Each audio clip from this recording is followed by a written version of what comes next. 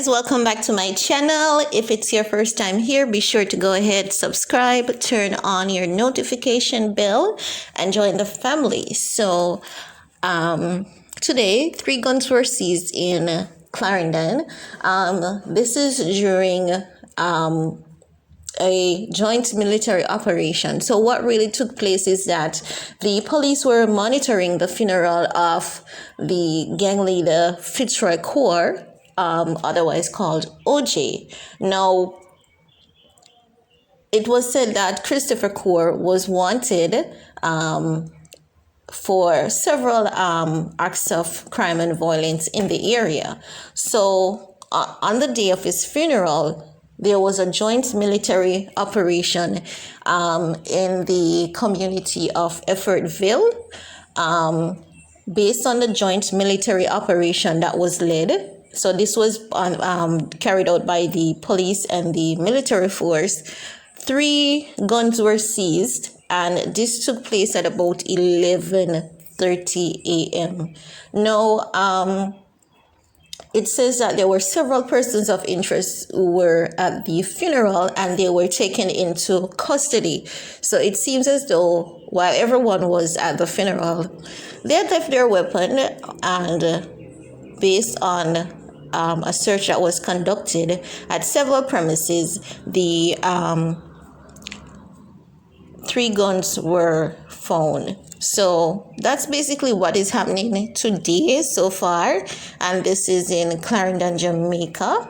The police are saying that they're stepping up their presence in the parish of Clarendon because there have been some increase in crime and violence in the area. They have receive more reports, and also the fact that residents are being warned to brace themselves for possible retaliation from this, because what they're saying is that while they're working to ensure the safety of the residents in the communities of Clarendon, normally when there's a seizure of this magnitude or a fine of this magnitude, it could lead to some kind of uproar in crime and violence. So the police are urging members of the communities in Clarendon to take extra precautionary measures to ensure their safety. So that's just all I want to share in this video with you guys. Let me know what you guys think about these 3 gun fines in Jamaica. Do you think that we're moving into a positive direction? While they're finding more guns, more are coming out on the street, but I definitely believe that once something is being done to curtail all the crime and violence in Jamaica, it's a good start, because so many has lost their lives by guns, and we have even up to 20 persons on a daily basis who are losing their life to crime and violence. We have so many families that have been torn apart because of crime and violence that has been plaguing our country, our community.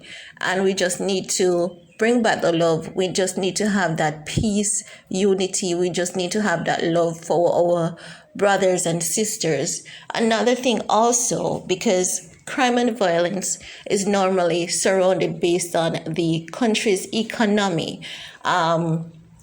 The economy at this point, it's not looking good, especially since the pandemic. So many persons have lost their jobs. So many persons are working for half of what they used to earn, while the expenses are increasing on a daily basis. So our government too needs to ensure that they are doing all that they can to ensure that there's an economic boost, provide more jobs, and not just minimum wage job, because some families, there's so many things that they have to do.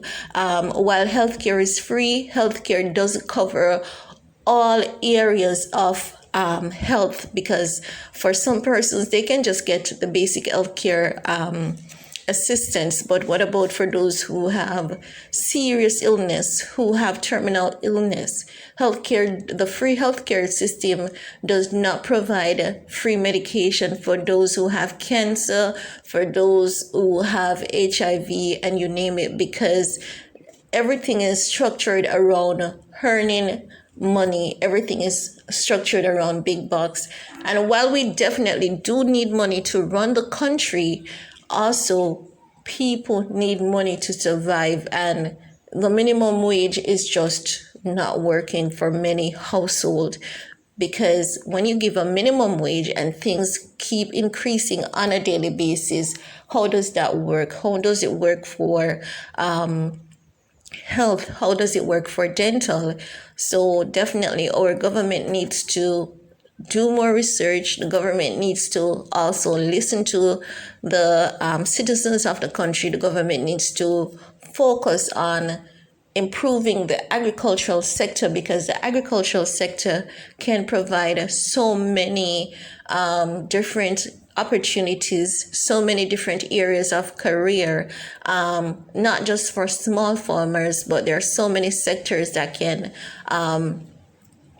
develop from agriculture. So I definitely think that if the government moves into the direction of providing or doing a mass agricultural program wherein they provide lands, they provide seedlings, they provide plants to people, just provide these areas of opportunity so that we can become more sustainable as a country.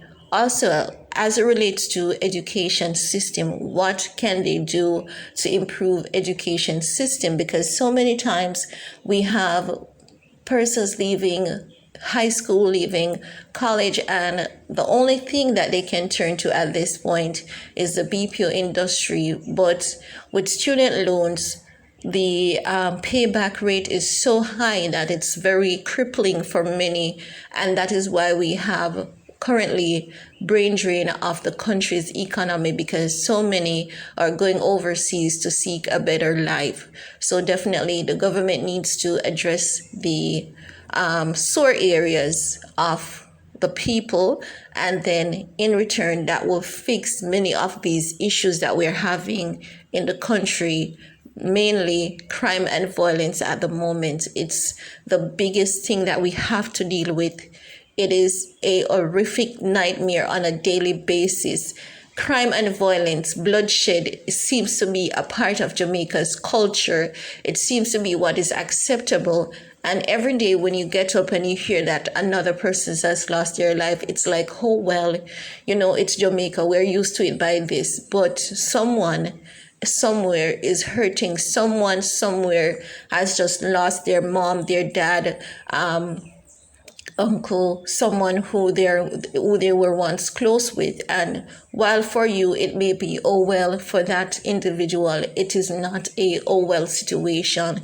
It's how are we going to manage, how are we going to pull through the funeral expenses. So I definitely think that more needs to be done from the government end, providing more sustainable job so that we can see a boost in the economy.